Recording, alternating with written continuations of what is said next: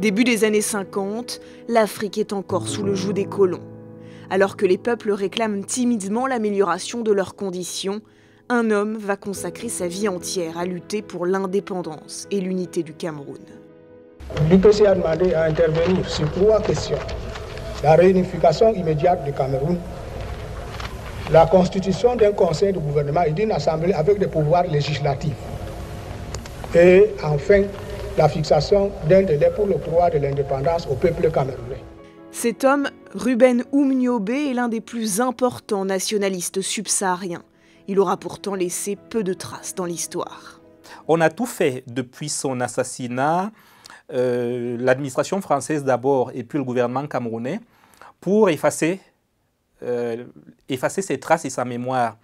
Pendant au moins 30 ans, les 30 ans qui ont suivi l'indépendance du Cameroun, en fait, il était littéralement interdit de prononcer son nom publiquement au Cameroun. Une bonne partie de ses écrits ont été brûlés. Ça a commencé à changer après la libéralisation politique en 1990. Oumniobé, Roland Moumié, Ernest Ouandié et Abel Kingé ont été réhabilités. Mais il n'y a pas eu de travail, de mémoire, ni une volonté de promouvoir une recherche visant à réhabiliter véritablement cette période et à écrire l'histoire. Ruben Oumniobé, ou la mauvaise conscience de l'État camerounais, est né en 1913 dans un pays sous protectorat allemand à qui les chefs douala de la côte avaient signé en 1884 un traité d'abandon de souveraineté. En 1919, la conférence de Versailles entérine un nouveau partage du pays. La Société des Nations confie la partie orientale à la France et la partie occidentale à l'Angleterre. Situation qui subsistera jusqu'à l'indépendance en 1960, une indépendance que Oumniobé ne verra pas, mais pour laquelle il fut un des plus grands artisans. Il rentre à partir de 1944 dans les cercles d'études sociales et syndicales qui avaient été initié par un certain nombre de syndicalistes de la CGT. Il milite de façon très active, il devient d'ailleurs un des leaders camerounais du mouvement syndical et participe ensuite à la création, avec d'autres leaders syndicaux en 1947, du Rassemblement camerounais, le RACAM, qui est en gros, qu'il a toujours considéré lui-même dans ses écrits comme l'ancêtre de l'UPC. Donc au Cameroun, c'est vraiment le syndicalisme qui a donné naissance au mouvement politique et notamment au mouvement de libération nationale. En 1948, à 35 ans, Ruben Oumniobé fonde l'UPC, l'Union des populations du Cameroun, la première organisation politique à revendiquer l'indépendance en Afrique subsaharienne. Le Mpodol, le porte-parole, comme on le surnomme, parcourt le pays. Polyglotte, il maîtrise le français, le bassa, le boulou, le douala, le pidgin. Ruben Oumniobé se fait connaître rapidement pour ses qualités de tribun. Il y a eu un travail de traduction et de politisation de faits. Dans certaines régions, le colonialisme a été décrit dans les catégories ou les mêmes termes que la sorcellerie. L'idée étant d'amener les gens à pouvoir conceptualiser le type de domination auquel ils faisaient face avec des références propres à leur imaginaire, à leur propre imaginaire. Ils ont eu l'intelligence de lier les revendications purement politiques, unification, indépendance et non intégration dans l'Union française, avec des problèmes, des revendications sectorielles concrètes liées aux conditions de vie des agriculteurs dans les villages, dont le cacao était par exemple brûlé lorsqu'il était jugé de très mauvaise qualité. Le programme de l'UPC comprend 2 chapitres.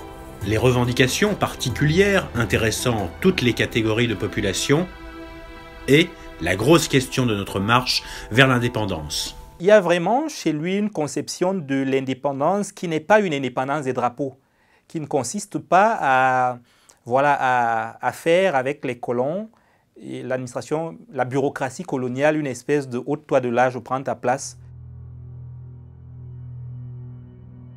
Humaniste, Oumniobé est partisan de la non-violence.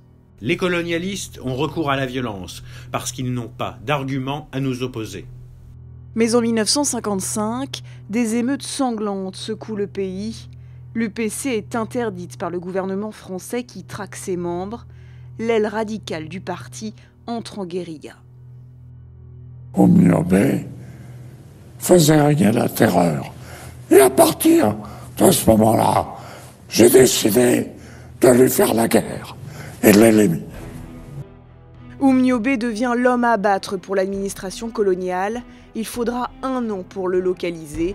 Le 13 septembre 1958, alors que des rumeurs l'avertissent que l'armée est à ses trousses, il change de maquis.